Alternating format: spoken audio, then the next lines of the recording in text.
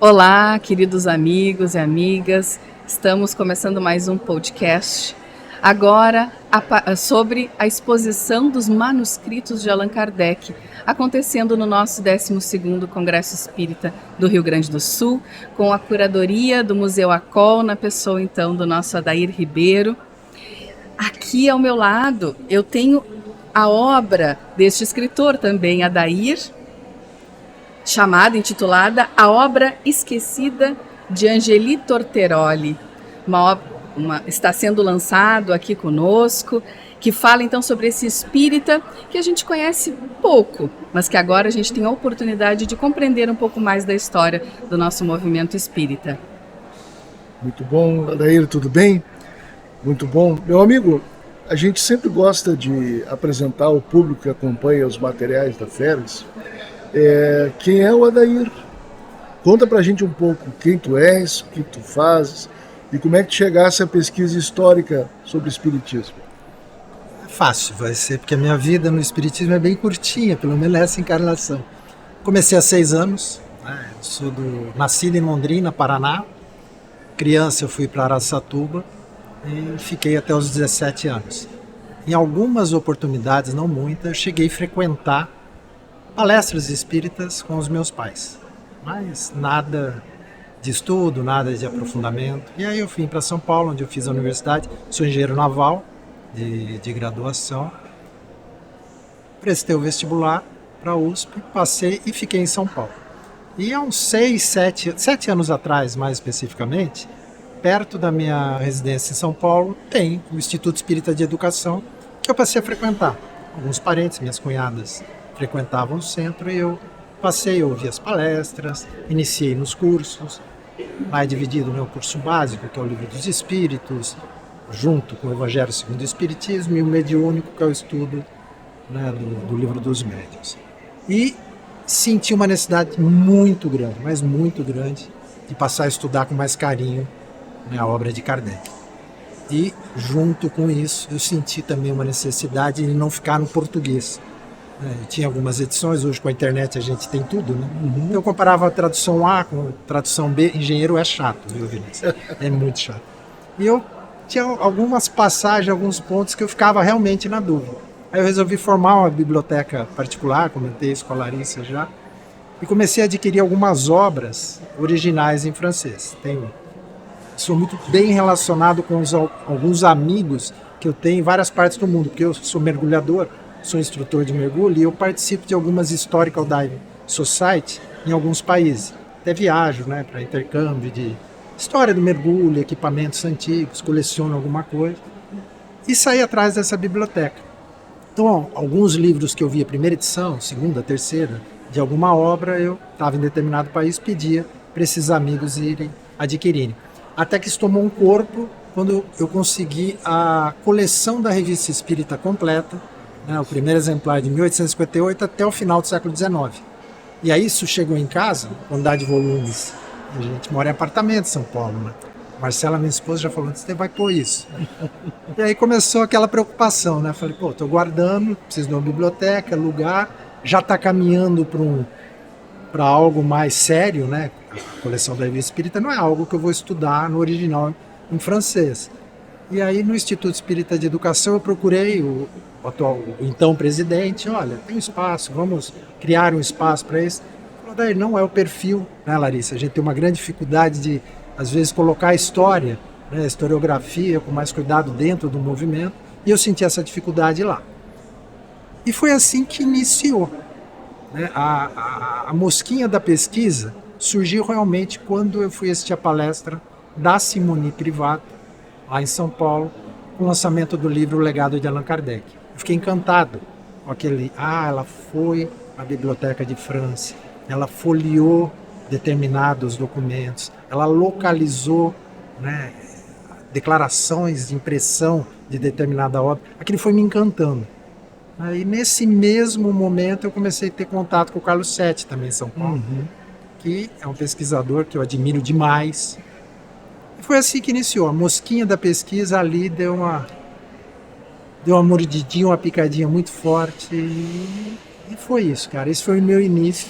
Que maravilha. De lá para cá bastante coisa aconteceu e a gente vai batendo papo aí, eu vou contando. Isso. E agora, então, a curiosidade é para nós, né, Adair? Como é que tu chegas aos manuscritos de Allan Kardec? Aqui na exposição teve um grande sucesso. A gente tem cartas da Amélie para Kardec, cartas de Kardec para Amélie. Os carimbos que Kardec segurou para carimbar as suas obras estão aqui. Tudo isso tu conseguistes, tu chegastes a eles como, amigo? Contato, esses amigos, né, que eu falei, né, que eu tenho em Paris, de mergulho, inclusive.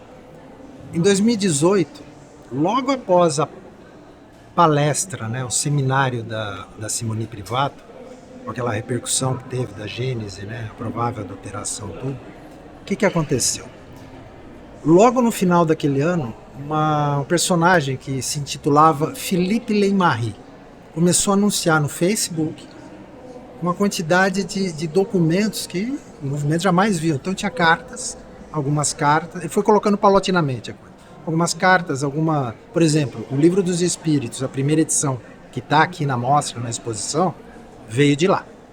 Então essa foi a primeira obra que quando ele anunciou, não teve nem negociação ali, né? Eu falei, nossa, é a primeira edição, com a capa original, né? E quem teve a oportunidade de vir no congresso viu, eu adquiri. E aí começou já um contato com essa pessoa, né? A troca de e-mails, que é importante, o WhatsApp, né? Eu me aproximei um pouco.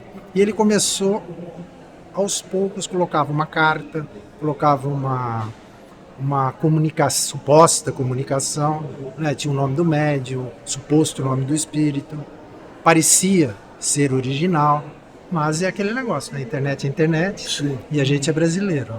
Aí eu peguei um amigo meu e falei, por gentileza, levanta quem é essa pessoa, onde ele trabalha, o que é. E houve um grande esforço, várias pessoas envolvidas nisso, até que falaram, não, Adair, ele é o dono da livraria Leymarie, né, a centenária livraria Leymarie, que o Pierre Gaëtan Leymarie funda quando a Sociedade Anônima veio à falência, né, nos anos 1890.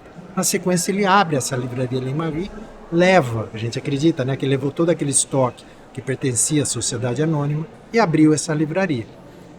E entre os livros, aquele arquivo, o acervo que Kardec guardou para a gente, para a posteridade, então alguma coisa ali seguiu com o Leymarie, o Pierre Gaëtan.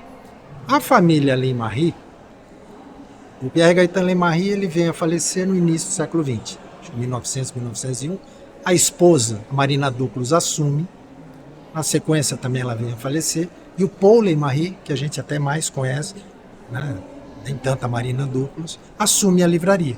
Inclusive tem várias, ele assume a Revista Espírita e tem correspondência com brasileiros.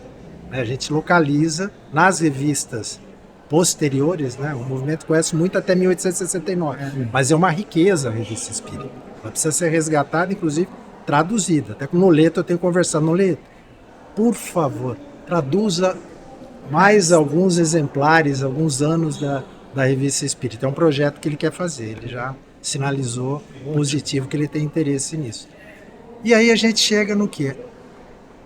A livraria, entre fechar e abrir, Primeira Guerra, Segunda Guerra, com a família Leymarie, ela veio à falência, a livraria Leymarie.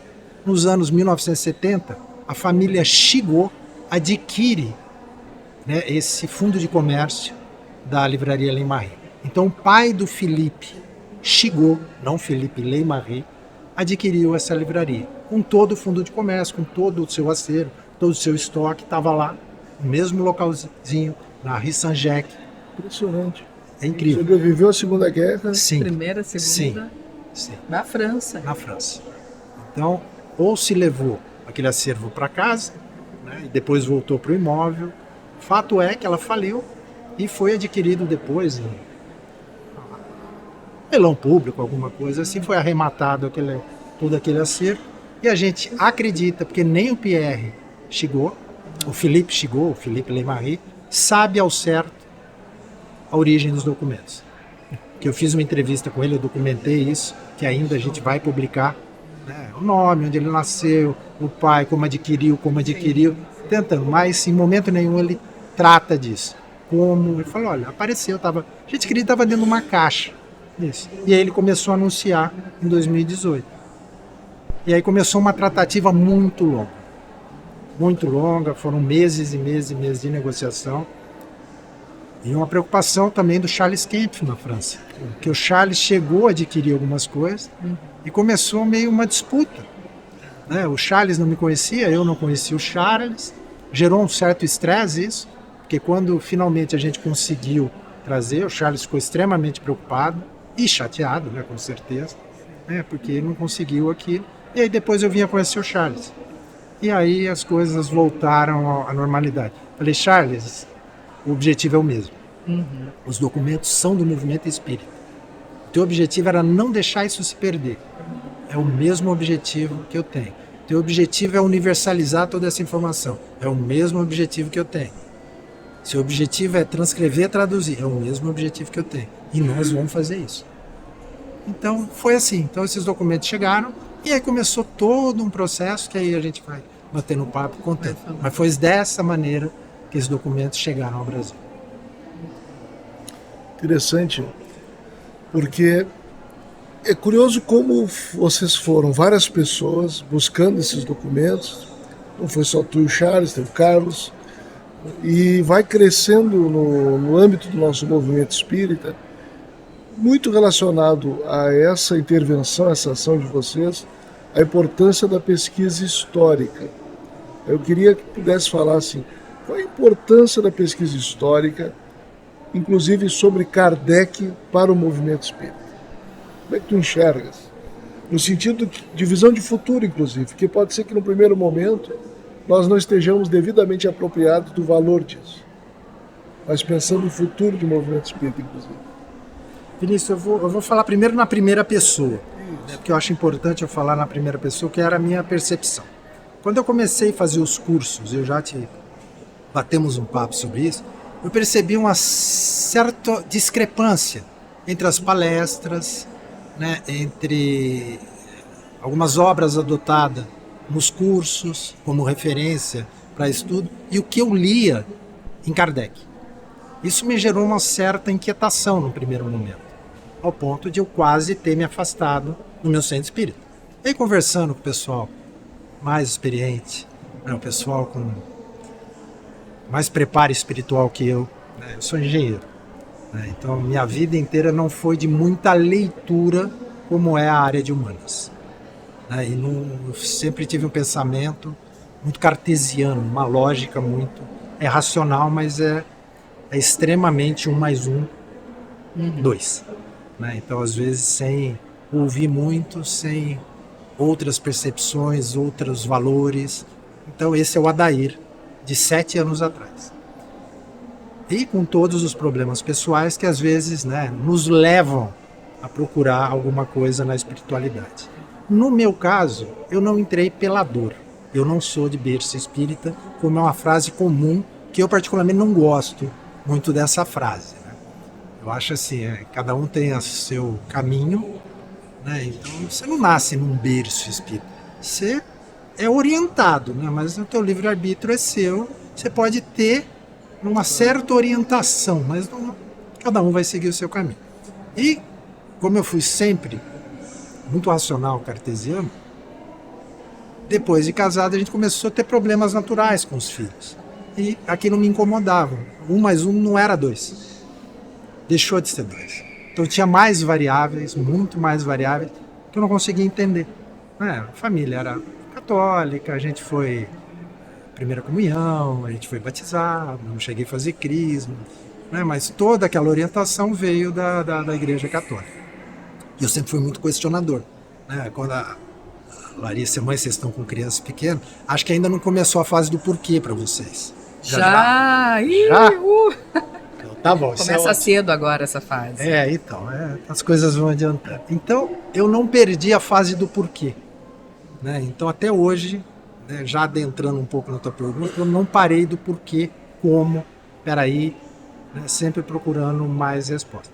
E com todos os problemas que todos nós temos, eu procurei algo mais na espiritualidade. Fui atrás, foi quando eu iniciei os cursos, e usando, né, todo aquele pensamento meio cartesiano, começou a me incomodar algumas coisas também.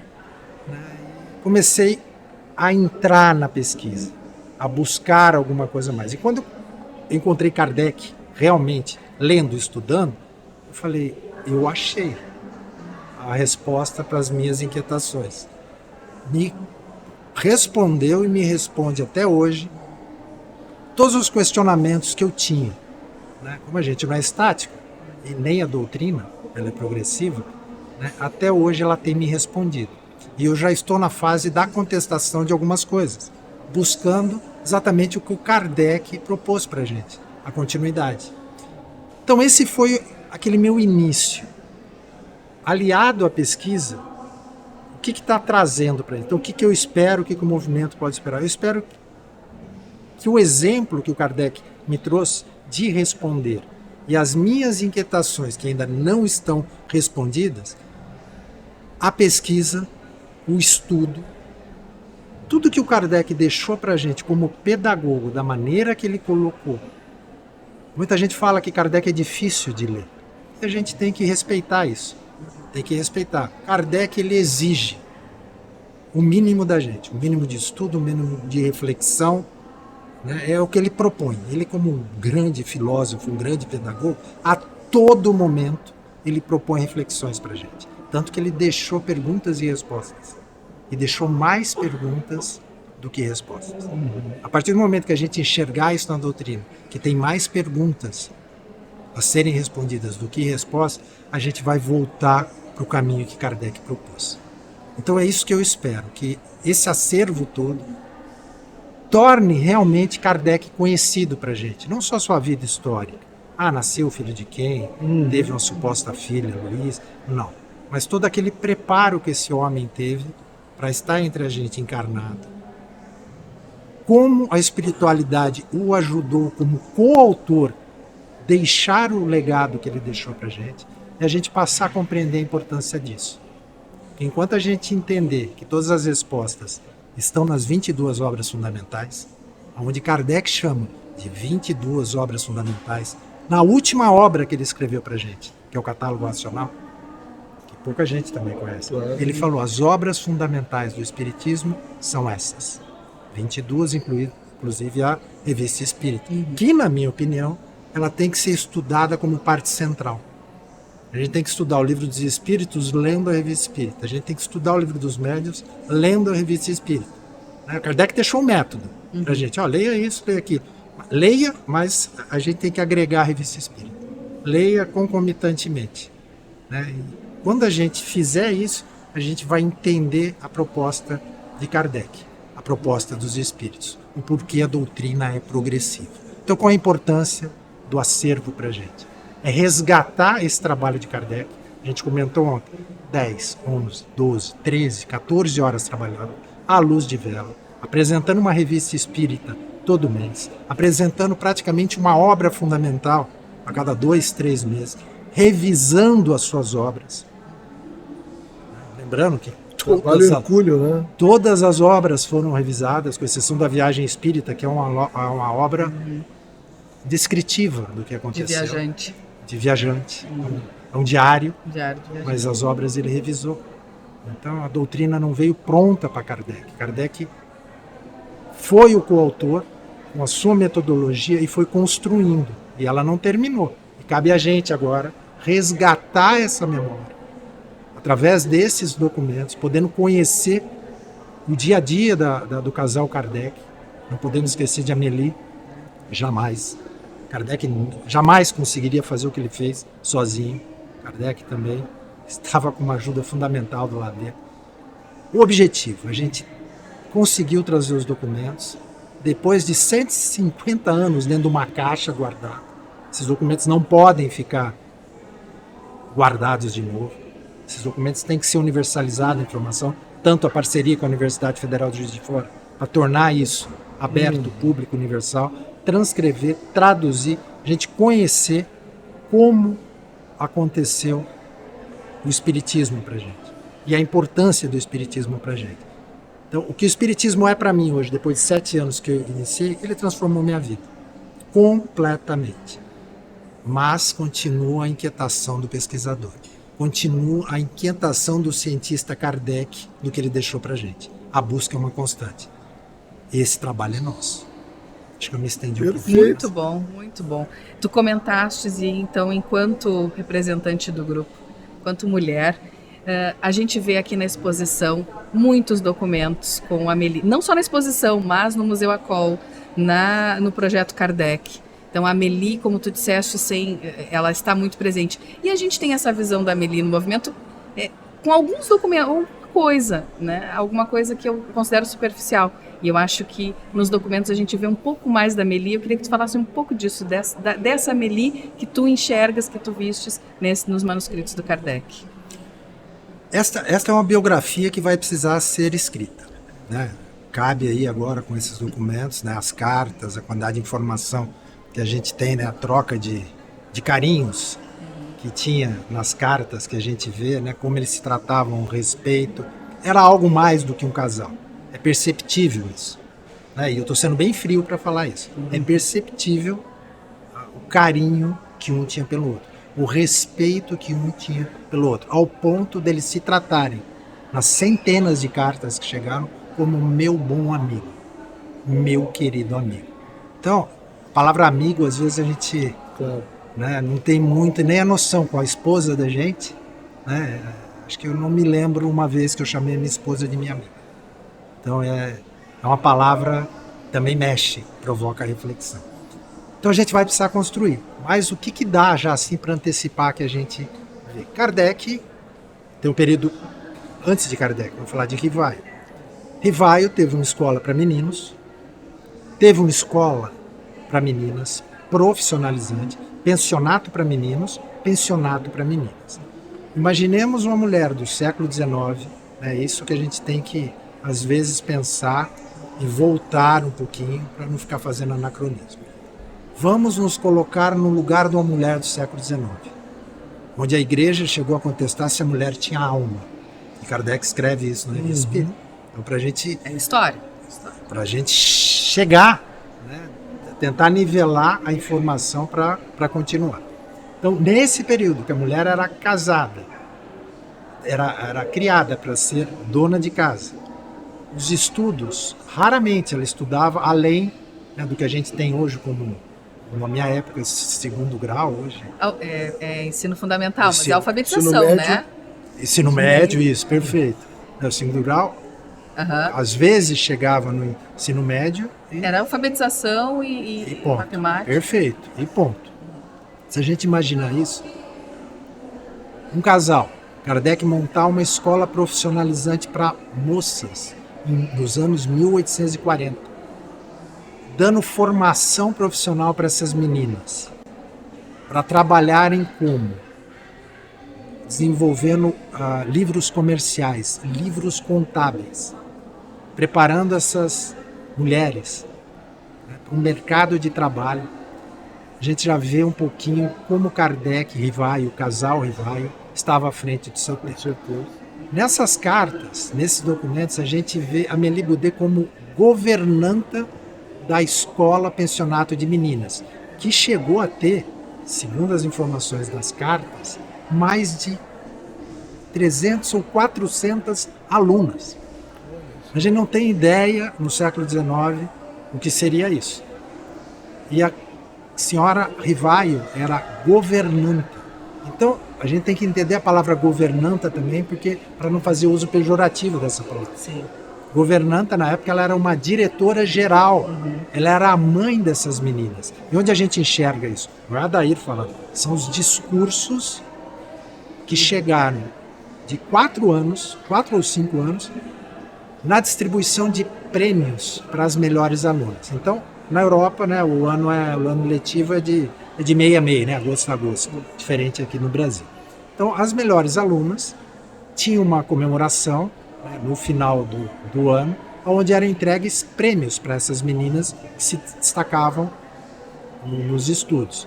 E chegaram discursos, tanto de Amélie Boudet, como de Rivaio, nessa comemoração de entrega de prêmios. Tem discursos de pelo menos 15 páginas de Rivaio, dirigido aos pais das meninas, dirigido às alunas, e é emocionante.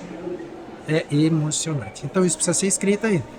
Alguns estão transcritos, mas a biografia já mostrando no período de Rivaio a importância dessa mulher. Período de Kardec, é o que a gente sabe bem, né, que a gente estuda, ou deveria. O que a gente vê? Kardec viajava para fazer a divulgação do Espiritismo, para saber como estava se propagando o Espiritismo na França e em alguns países. Kardec chegou a viajar para a Bélgica, chegou a viajar para os países, ali para ver como a coisa estava acontecendo. Tanto que ele escreveu, né, Viagem Espírita 1862. Esse livro retrata uma viagem. Kardec fez viagens nos anos 1860, 61, 62, que tem o livro, e continuou fazendo. Quando Kardec viajava, lembremos que a Revista Espírita, todo mês saía um número. E alguém comercializava a Revista Espírita. Quando Kardec viajava, alguém recebia os visitantes na residência, na Sociedade Parisiense dos Espíritas, que era no mesmo local. Quem recebia? Quem fazia tratativas comerciais?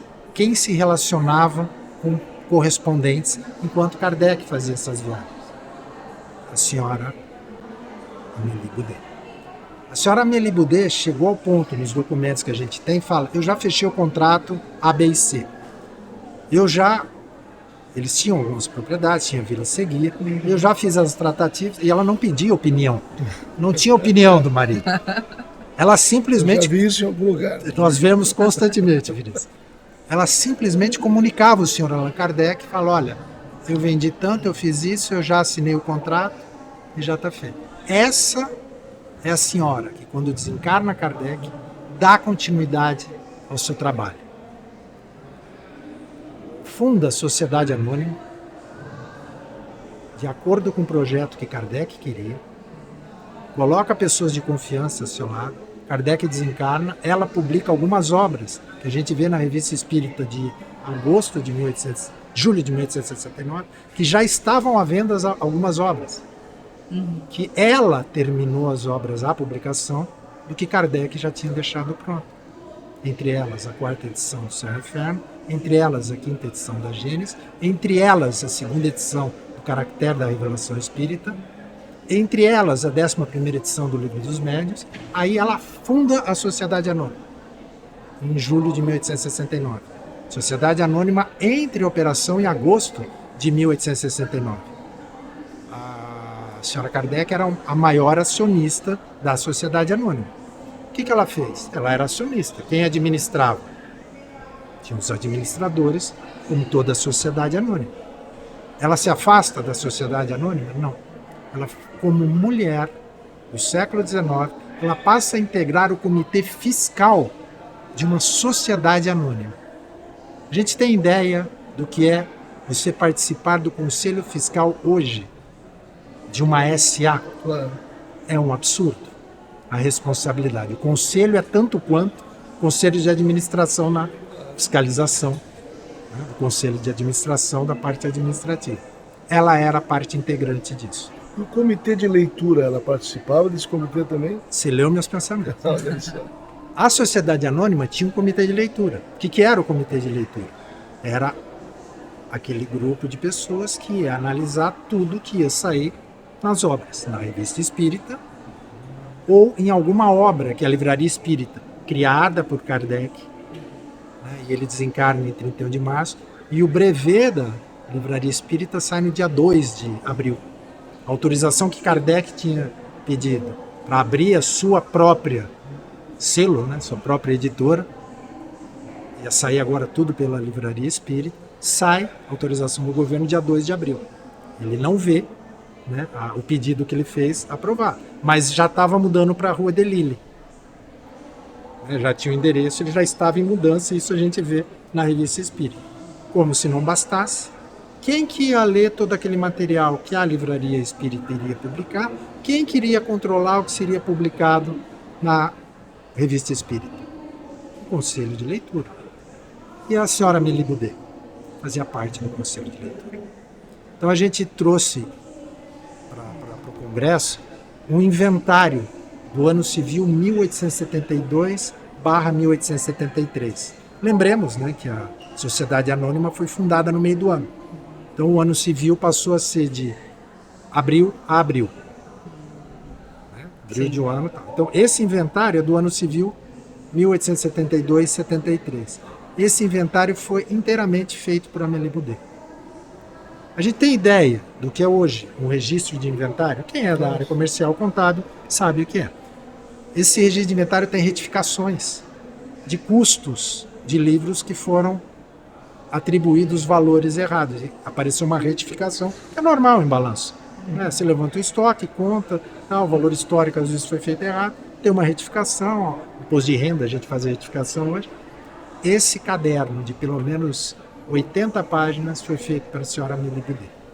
Mencionado em atas da Sociedade Anônima, que o Carlos Sete, né, sou fã número 1 do Carlos Sete como pesquisador, é incrível a capacidade de localizar documentos nos arquivos municipais, comunas da França, ele transita com facilidade absurda. Localizou a ata, com a ajuda de Carlos Kempf, às vezes, porque às vezes não está digitalizado aquele acervo, o Carlos pede, o Charles vai lá e escaneia, né, copia. Então a gente tem a ata que menciona a feitura desse registro de inventário, aonde é um documento complexo. Então a gente vê aquela senhora simples, né, que alguns atribuem, aquela dona de casa, que alguns acreditam, fazendo esse tipo de trabalho intelectual. Então, sem Kardec, sem Amélie Boudet, a gente não teria espiritismo, com certeza, do jeito que a gente tem hoje. Então, essa é a importância. Resgatar a história, resgatar personagens. Quando Kardec fala em vários momentos da Revista Espírita, ele escreve isso, que aquele arquivo que ele estava deixando era para dirimir dúvidas. Ele previu muita coisa. Kardec era orientado a todo momento. Vários dos manuscritos que aqui estão, Kardec questiona os espíritos. Ele fazia isso a todo momento, ele era altamente assistido. Sobre nome das obras, se estava bom ou não. Para a gente ter uma ideia, eu estou me alongando aqui, a informação vale a pena. O nome do livro Evangelho segundo o Espiritismo, como é que é? Evangelho segundo o Espiritismo. Esse livro teve 5 nomes antes de chegar nisso. Olha. A gente sabe de um, né? Só sabia da imitação. A imitação ele lança né, essa obra com imitação, muda o nome na segunda edição, porque o que a gente entende? Problemas do senhor Didier, né, imitação, ele sugeriu alterar o nome. Pois não, Kardec ouviu o senhor Didier, mas ele ouviu uma outra pessoa também, Espírito de Verdade. E tem esse documento, tem esse manuscrito. Antes dele lançar a imitação, perguntando quais os livros que ele ainda tinha que escrever. Nós temos uma relação. O Espírito de Verdade sugere a moral segundo o Espiritismo. Kardec não usa a moral segundo o Espiritismo. Né? Ele lança como imitação. Altera por conta do Didier. Tem uma comunicação do Espírito da Verdade, tá? Sugerindo o nome. Tem 5 nomes diferentes. E isso já tem um artiguinho escrito, né? Mas é legal para contar isso, até ele chegar no Evangelho segundo o Espiritismo. O Espírito de Verdade sugere o nome da Gênese.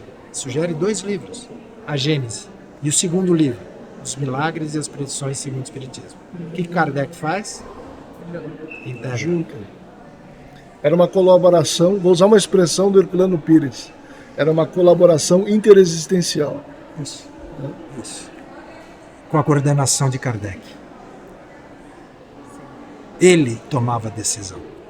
A gente vê manuscritos, Kardec riscando a comunicação do espírito em algumas passagens e transformando aquela informação de uma maneira mais palatável para a gente.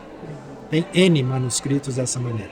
Por que eu estou falando isso? Para a gente entender de uma vez por todas que Kardec não foi um simples compilador. Que Kardec não foi, na nossa linguagem, um Ctrl-C ditado pelo espírito e ele, como secretário, Ctrl-V publicou a obra. Para a gente entender de uma vez por todas que as obras não vieram prontas. Não existe uma revelação pronta. Foi um processo de conhecimento que foi sendo, a cada momento, o método que Kardec nos deixou, a razão, o controle universal para os princípios. E aí depois eu vou contar um negócio que às vezes alguns vão estranhar, mas são fatos. Então Kardec foi um autor dessas obras. A importância desse homem que foi preparado e a assistência espiritual que ele teve, esses documentos vão nos mostrar e vão nos revelar. Por quê? Porque ele previu isso. ele deixou isso por conta dessa informação. Então, o que está acontecendo, a gente ter acesso a documentos, é de fundamental importância para o movimento espírita e não poderia ficar guardado por mais 150 anos. Daí, nós estamos no final já. Então a gente queria deixar esses minutos finais para tu fazer tuas considerações e referir isso que tu querias referir. Porque é o tempinho que a gente tem já. Temos um pouquinho, mas também todos os documentos que estão aqui, eles podem ser encontrados, né, Adair? Falar rapidamente, assim, né, sobre o projeto, o Museu ACOL. Então, o Museu ACOL surgiu dessa necessidade de não ficar encaixotado. Bom, o trabalho era enorme para ser feito, né? Então não daria conta sozinho, a gente sozinho não faz nada. Necessidade, né? Nada aconteceu por acaso. Conheci o Alexander esteve em casa, coordenador do NUPS da Universidade Federal Juiz de Fora, que tinha esse projeto de colocar Kardec, né, o pensador Kardec dentro da academia. Ele tinha a ideia de fazer esse portal.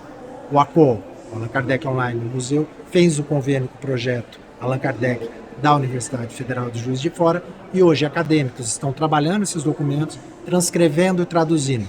Sempre por pares, um revisa o trabalho do outro, tanto na transcrição como na tradução. Então é só colocar Projeto Allan Kardec, Universidade Federal de Juiz de Fora no Google, vai chegar lá. Então, tá fácil, né? É um trabalho muito grande, para ter ideia, são mais de 3.000 páginas de documentos que chegaram. O trabalho vai ser exaustivo, a gente não tem ideia, a gente começou, tem ideia quando vai terminar, e as pesquisas com esses documentos, que se iniciem, né? Que os acadêmicos, os pesquisadores, estudiosos, usem esses documentos para sanar as dúvidas e construir esse conhecimento. E é isso, eu queria agradecer, eu não imaginava a receptividade que eu tive aqui na Fergs, a importância desse evento, cada olhar que eu vi, o pessoal debruçado sobre os monstruários ali, a gente viu lágrimas, a gente viu sorrisos, a gente viu emoção, a flor da pele ali estava. Então, isso é muito bacana. Mas, agora o engenheiro de novo vai falar, não fiquemos só na emoção. Usemos a informação e vamos construir conhecimento com essas fontes primárias. Perfeito.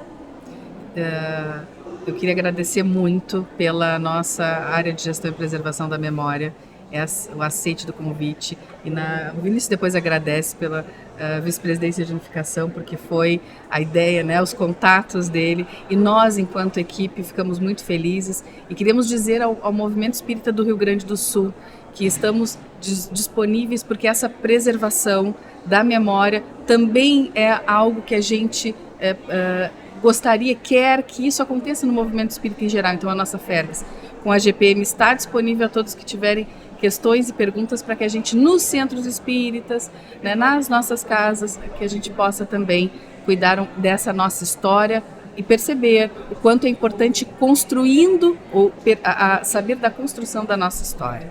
Muito obrigada, Adair, mesmo. A gente ficou muito feliz, tu sabe que a gente está sempre agradecendo, né, emocionados por esses manuscritos e por tu estares aqui conosco nesse evento. Eu que agradeço. Adair, para a nossa área de unificação, a gente tem a compreensão de unificação como articulação do movimento espírita de maneira horizontal e dialógica. É assim que a gente tem trabalhado. E para nós, a presença da exposição é fundamental para reforçar aos nossos pares que nós precisamos estudar Kardec e constituir uma unidade doutrinária cada vez mais fiel às bases do Espiritismo, para que o Espiritismo chegue lá na ponta, junto às pessoas que dele precisam, dentro dos princípios apresentados por Allan Kardec. Então, para nós é muito importante, é um marco, certamente é um passo adiante no trabalho que a gente vem desenvolvendo aqui coletivamente. Porque, como tu lembraste aqui, ninguém faz nada sozinho, e o Kardec deu esse exemplo. Então, muito obrigado, meu amigo. Tá bom? Obrigado. Obrigado a vocês que nos acompanharam.